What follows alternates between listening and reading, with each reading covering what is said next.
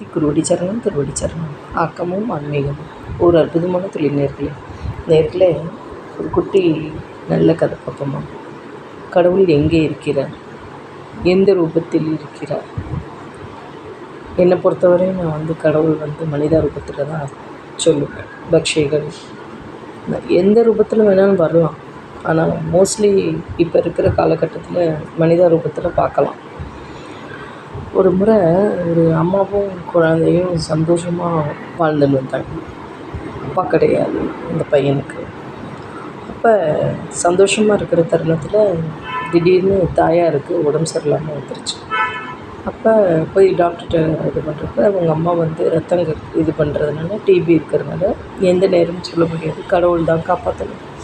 அதனால் நீ கூட்டிகிட்டு போயிருப்பா, இதெல்லாம் செலவழிக்கணும்னா நிறைய ஆகும். அப்போ இந்த குழந்தைகிட்ட காசு இல்லை, கஷ்டப்படுற ஃபேமிலி, கடவுள் காப்பாற்றணும்னு சொல்கிறப்ப அது மட்டும் மனசில் பதிஞ்சிருது. அவன் பையில் கையை விட்டு பார்க்குறான், ₹1 இருக்குது.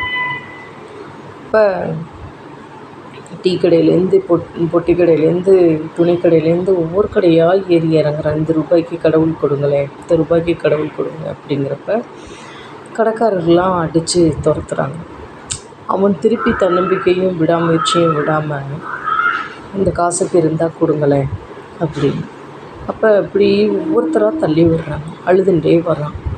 கடைசி ஒரு கடையில் கடவுள் இருந்தால் கொடுங்களேன், எனக்கு கூட உனக்கு பைத்தியம் பிடிச்சிருச்சு போல், இப்படியே நீங்கள் இது பண்ணுறேன்னு பிடிச்சி தள்ளி விட்டுறாங்க. தள்ளி விட்ட ஜோரில் ஒரு காரில் போய் அந்த பக்கம் விழுந்தப்போ அந்த காரு உள்ளேருந்து ஒருத்தர் வெளியில் ஏன்பா இப்படி எல்லா பற்றியும் இது பண்ணுறேன், நானும் 2 நாளாக உன்னை நோட் பண்ணுறேன், ஏன் கடையில் போய் இது பண்ணுற, உன்னை என்னமா பண்ணிடுவாங்கப்பா அப்படின்னு. நீ என்ன கேட்ட போய் கடையில் அப்படின்னு. பசிக்குதா அப்படின்னு. இல்லை, நான் கடவுளை கேட்டேன் அப்படின்னு. எதுக்குப்பா கடவுள் அப்படின்னு. இல்லை, இந்த காசுக்கு கடவுள் இருந்தால் நீங்கள் சொல்லுங்களேன், நான் போகிறேன். எதுக்குன்னு சொல்லுப்பா அப்படின்னு. எங்கள் அம்மா உடம்பு சரியில்லாமல் இருக்காங்க, அந்த டாக்டர் கடவுள் அதை தான் காப்பாற்ற முடியும்னு சொல்கிறாரு. எங்கள் அம்மா இல்லாமல் என்னால் இருக்க முடியாது, எனக்கு அப்பாவும் கிடையாது, அதனால நிறைய செலவழிக்க முடியாது, ஆனால் கடவுளால் காப்பாற்ற முடியும்னு அந்த டாக்டர் சொன்னாங்க. அதனால் இந்த காசுக்கு கடவுள் இருக்கும், கொடுப்பா அந்த காசு அப்படின்னு. பார்த்தா ₹1 வாங்கி பையில் போட்டுறாரு. கடவுளை கொடுக்குறீங்களா அப்படின்னு. கண்டிப்பாக உனக்கு நான் கடவுளை தரேன் அப்படிங்க. இப்போ லெட்டர் எழுதி இந்த டாக்டர்கிட்ட நீ உள்ளே இருக்கிறவங்கள்ட்ட கொடுப்பா அப்படிங்கிறப்ப உள்ளே போய் கொடுக்குறான். ரொம்ப நன்றிங்க, கீழே விழுந்து சேவிக்கிறான். அப்போ நீங்கள் கடவுளே காட்டலையேன்னு, நீ கடவுளே பார்க்கலையேப்பா அப்படின்னு அவர் கேட்குறாரு. அதுக்கு அந்த சிறுவன் சொல்கிறான், நீங்கள் ₹1 வாங்கி உள்ளே போட்டீங்க, லெட்டர் எழுதி எனக்கு பதில் கொடுத்துட்டீங்க, அப்போ இப்போ யார் கடவுள்? நீங்கள் தானே கடவுள் அப்படிங்கிறான். அந்த சின்ன வயசில் ஒன்றுமே தெரியல, ஆனால் அடி வாங்கியிருக்கான், அதெல்லாம் பொருட்படுத்தலை. 100 காயங்கள் உள்ளே இருக்குது, அதையும் வெளிப்படுத்தலை. ஆனால் அந்த தருணத்தில் அவர் இவனுக்கு, இந்த குழந்தைக்கு கடவுளாக தெரிஞ்சிருக்கார். அவனே பதில் சொல்லிட்டான். கள்ளங்கபடம் இல்லாமல் இருக்கிற அந்த மனசு, நான் தான் கடவுளை பார்த்துட்டேனே அப்படிங்கிறான். அப்போ வேகமாக போய் உள்ளே போய் இந்த டாக்டர்கிட்ட லெட்டரை கொடுக்குறான். அடிச்சிட்டு ட்ரீட்மெண்ட் பண்ணுறாங்க. பண்ணி நல்லபடியாக எல்லாம் முடிஞ்சிடுது. அதாவது காசு இருந்தால் ஒரு மாதிரி, காசு இல்லைன்னா ட்ரீட்மெண்ட் வீட்டுக்கு கூட்டிகிட்டு போகும். ப்ரைவேட்டில் அப்படித்தானே, உங்களுக்கே தெரியும், காசு இருந்தால் உள்ளே போகலாம். ஆனால் கவர்மெண்ட் இதில் கொஞ்சம் டிலே ஆகும். இருந்தாலும் சிபாரிசு மூலமாக போனால் சீக்கிரம் உயிரை காப்பாற்றலாம்னு பாவம்.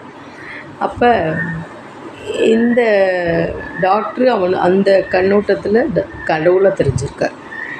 இப்போ இன்னும் 2-3 டாக்டர் இந்த அம்மா நினைவுக்கு வரவும், என்ன இந்த பையன் இப்படி உங்கள் பையன் கடவுளை 2 நாளாக அடி வாங்கிட்டு பைத்தியமாக இருந்து டாக்டர்கிட்ட போய் விளையாடலாமா, இப்போ அவர் என்ன சொல்ல போகிறாரோ அப்படிங்கிறப்போ அவங்க அம்மா பதட்டப்படுறாங்க.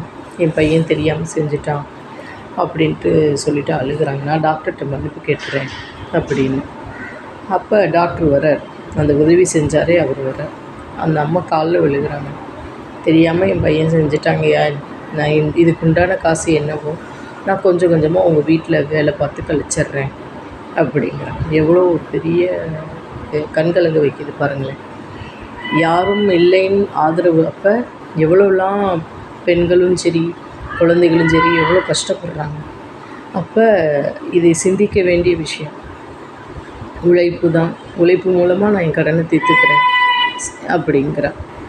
அப்போ டாக்டர் சொல்கிறார் எதுவுமே இன்னொரு டாக்டர் சொல்கிறார் எதுவுமே அந்த டாக்டர் உனக்கு சொல்லலை, இவர் உங்களை பயமுறுத்துகிறார், அதனால் உங்கள் குழந்தைக்கு தேவையான படிப்புக்கும் எக்ஸ்ட்ரா கொடுத்துருக்கார், நீங்கள் ஆயுசுக்கும் நல்லபடியாக படிக்க வைக்கலாம் அப்படிங்கிறப்ப எவ்வளோ ஒரு பெரிய மனசு பாருங்களேன். கண்டிப்பாக ரொம்ப கண்கலங்க வைக்கிது. இப்போ அந்த பையன் முழிச்சிட்டு அந்த பையன் அப்படி மயக்கத்தில் இருந்திருக்கான். அப்படியே 2 நாளாக சாதம் இல்லை, ஒன்றும் இல்லை. அப்போ 2 பேருமா பேசி பரிமாற்றம் பண்ணினோடனே டாக்டர்கிட்ட போய் காலில் விழுந்து கும்பிட்றாங்க. கும்பிட்டுட்டு எனக்கு ரொம்ப நன்றி ஐயா அப்படிங்கிறப்ப, நீ எங்கேயும் உனக்கு இடம் இல்லைன்னா எங்கள் வீட்டிலே வேலை செஞ்சுட்டு நீ இருந்துக்கலாம், இல்லை ஒரு கெஸ்ட் ஹவுஸ் மாதிரி நான் உனக்கு பிடிச்சி தரேன், வேலை செஞ்சுக்கோ, என்ன பண்ணிக்கோ, பையனை நல்லா பார்த்துக்கோ அப்படின்னு. இப்போ எவ்வளோ ஒரு புண்ணியம் பாருங்களேன். ஆக வாழ்க்கையில் ஒரு நல்லது செய்கிறதுக்கு கடவுளில் பார்க்கணும்னா மனித ரூபத்தில் தான் பார்க்க முடியும். கண்டிப்பாக நேயர்களே, அது என் வாழ்க்கையிலையும் நடந்திருக்கு. கண்டிப்பாக.